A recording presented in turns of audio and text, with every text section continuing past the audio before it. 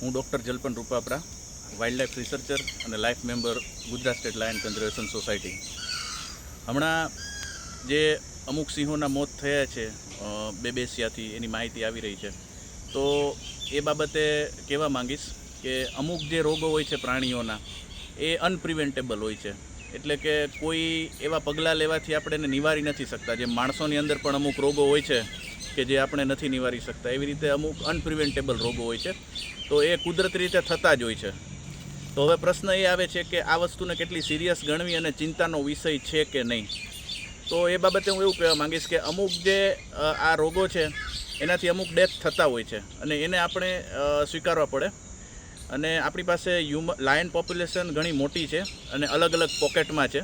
એટલે આવા કોઈ ડેથ થવાથી કોઈ ચિંતા જેવું લાગતું નથી. છેલ્લી લાયન પોપ્યુલેશન મુજબ 870 આસપાસનો જે ફિગર આવેલો છે, બરાબર છે, જે ખૂબ જ સારો ફિગર કહી શકાય. ગ્રોથ પણ સારો છે. તો નવા લાયનના પોપ્યુલેશન નવી જગ્યાએ પ્રસરતા જાય છે. એટલે આપણી પાસે સફિશિયન્ટ સંખ્યા છે. અને જે આ ડેથ થવાની વાત છે, તો ખાલી સિંહમાં નહીં, પણ વાઘ છે, દીપડા છે, કે આફ્રિકાની અંદર પણ આવા ડેથ થતા હોય છે. તો એ ડેથ નિવારી શકે એવી વસ્તુ મને નથી લાગતી.